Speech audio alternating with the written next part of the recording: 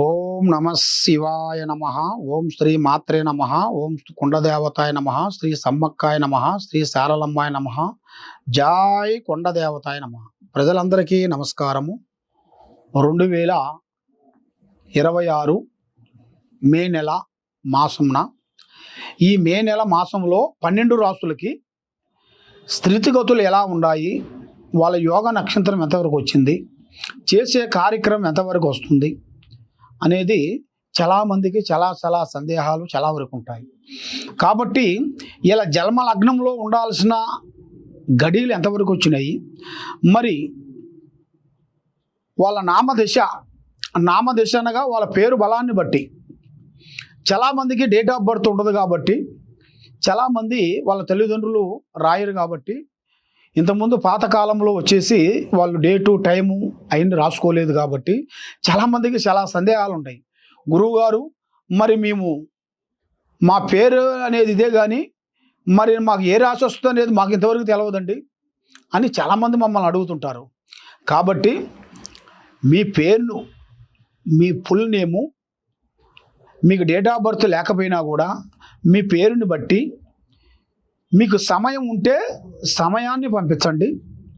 ఏది పుట్టిన టైం, ఆ పుట్టిన టైం కూడా లేని ఎడల మీ ఫుల్ నేమ్ మాకు పంపిస్తే ఆ పేరుని బట్టి మీకు ఏ రాశి వస్తుంది, ఏ నక్షత్రం వస్తుంది, ఏ గడియల నుంచి ఏ గడియల వరకు నీకు కలిసి వస్తాయి, మరి ఏ టైం నుంచి మీకు అదృష్ట గడియలు ఎంతవరకు వచ్చాయి, మరి ఎప్పటి నుంచి ఎప్పటి వరకు మీకు టైం అనేది మార్పు అనేది ఎప్పుడు వస్తుంది అనేది మీ జాతక చక్రం కుండలి వేసి జాతక చక్రం వేసి చూసి చెప్పగలుగుతాం. ఎలాంటి సమస్యకైనా కూడా చూసి చెప్పగలుగుతాం. ఓం నమ శివాయ. మకర రాశి ఫలితాలు 2026 మే నెల. మరి ఈ మే నెలలో ఈ మకరంలో ఉండవలసిన వాళ్ళందరికీ జీవితము, స్థానము, పూజ, దైవయత్నం అంటే భగవంతుడి మీద ఎక్కువగా భక్తి ఎక్కువగా రావాలి. అంటే దేవుడి మీద మనం ఎక్కువగా పొద్దున్నుంచి లేచిన కానించి లాస్ట్ వరకు మానవ జన్మలో చెడమ చిత్తం చెడం మాయ అన్నాడు. అందువల్ల ఆరోగ్యాన్ని మనం కాపాడుకోవాలి, భగవంతుణ్ణి మనం ఆరాధించాలి, పెద్దవాళ్ళ ఆశీర్వాదం చాలా ఇంపార్టెంటు. మరి ఈ మకర రాశిలో ఉండవలసిన వాళ్ళకి ఈ నెల 16 నుంచి యోగం అనేది రాబోతుంది. రజకేసర యోగం, అది ఊహించని అదృష్ట యోగం రాబోతుంది. మరి దాని నుంచి వీళ్ళకి కొన్ని కార్యక్రమాలు, కొన్ని పనులు అభివృద్ధిగా రావాల్సినవి కూడా అతి దగ్గరలోనే కొన్ని కనబడుతున్నాయి. మరి ఏ కార్యక్రమం చేయాలనుకున్నా, ఎటు పోదాం అనుకున్నా కూడా ఒకదానికి సంబంధం లేకోకుండా డిస్టర్బెంట్ అయిపోతుంటుంది. ఏ పని చేసినా మీకు మీ ఇంటి మీద, మీ మీద, మీరు చేసే పనుల మీద, మీ పిల్లల మీద, మీ కుటుంబం మీద నరఘోష దిష్టి ప్రభావము ఎక్కువగా కనబడుతుంటుంది. దానివల్ల మీరు ఒకటి చేయాలనుకుంటారు, ఒక్కోటి చేస్తుంటారు. చేతికాడికి వస్తుంది, నోటికి అందుకోకుండా పోతుంటుంది. ఎన్నో రోజుల నుంచి కష్టపడుకుంటూ డబ్బులు సంపాదిస్తారు, కానీ అవి ఒకటేసారి మీకు పోతుంటాయి. మరి ఆ విధంగా మీరు కష్టపడిన డబ్బులు పోవటం కానీ, మనశ్శాంతి లేకుండా ఉండటం కానీ, చిన్న సమస్యలు పోయి పెద్ద సమస్యలు రావటం, మరి లేనిపోయిన దాంట్లో మనం జోక్యం చేసుకోవటం, అన్నదమ్ముల మధ్యలో, అక్కచెల్లెల మధ్యలో, భార్యాభర్తల మధ్యలో లేనిపోయిన సమస్యలు కొన్ని రావటం, ఒక స్త్రీ నుంచి లేనిపోయిన నిందలు మన మీదకి రావటం, పురుషుడి నుంచి స్త్రీకి లేనిపోయిన కొన్ని నిందలు రావటం, సమస్యలు, నువ్వు అది చేశావు ఇది చేశావు అని లేనిపోయిన కొన్ని అబద్ధాలు చెప్పి లేనిపోయిన సమస్యల్లోకి ఇరికియటం, ఇలాంటి మీ జాతక యోగంలో ఇప్పుడు కొన్ని ఎదురొచ్చే మార్గాలు కొన్ని కనబడుతున్నాయి. మీరు 16వ తారీఖు నుంచి కొన్ని విషయాలలో జాగ్రత్త పడాలి. అన్ని విషయాలలో ఎలా ఉన్నా కూడా కొన్ని విషయాల్లో మీరు జాగ్రత్త పడుకోకుండా అశ్రద్ధగా మీరు పాటించినట్టుకైతే దాని నుంచి మీకు ఎన్నో నష్టాలు కానీ, ఎన్నో ఇబ్బందులు కానీ, స్థిరాస్తుల నుంచి కొన్ని గొడవలు కానీ వచ్చే సిచ్యువేషన్లు చాలా వరకే కనబడుతున్నాయి. మరి ఈ రాశిలో ఉండవలసిన వాళ్ళకి విద్యాపరంగా చూసుకుంటే మంచి విద్య, విదేశాల ప్రయాణాలు, అభివృద్ధిగా రావాల్సినవి కూడా చాలా వరకు కనబడుతున్నాయి. మరి ఎక్కడికి పోయినా కూడా ఈ మకర రాశిలో ఉండవలసిన వాళ్ళకి నల్లటి వాహనములు, నల్లటి వస్తువులు ఎక్కువగా ధరించకూడదు.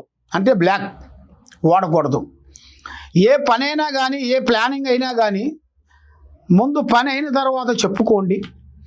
పని కాకముందు, ఏ పని కాకముందు అయిపోయింది, మేము దాన్ని చేసేసాము, సాధించేసాము అన్నట్టుగా మీరు ముందే చెప్పారనుకోండి, దానివల్ల మీకు ఎంతో నష్ట ప్రభావం అనేది ఎదురవుతుంది.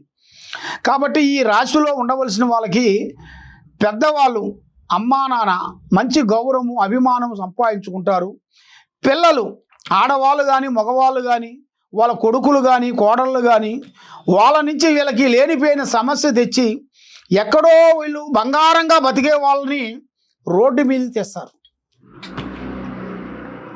ఆ రోడ్డు మీదకి తెచ్చిన కాడి నుంచి వీళ్ళకి ఒకటి కాకపోతే ఒక సమస్య కాకపోతే ఇంకోటి, ఇంకో సమస్య కాకపోతే ఇంకోటి, ఇలాంటి సమస్యలతో చాలామంది సతమతం అయిపోతుంటారు.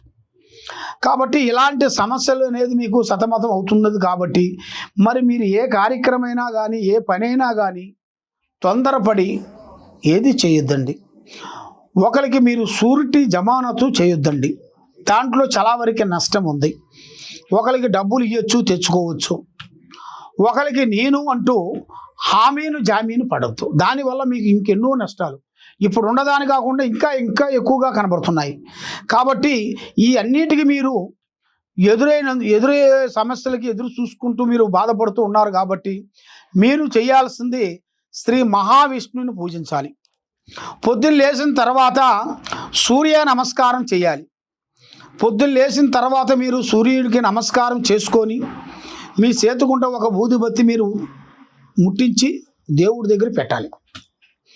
లేదు దేవుడి దగ్గర పెట్టకపోయినా ఒక చెట్లు ఉంటాయి కదా, మీ ఇంట్లో తులసి చెట్టు కానీ లేకపోతే ఇంకా వేరే చెట్లు, పూల చెట్లు కానీ అక్కడైనా సరే ఒకటి ముట్టించి సూర్యుడికి చూపించి 3 సార్లు ఇలా చూపించి సూర్య నమస్కారం చేసి అక్కడ పెట్టాలి.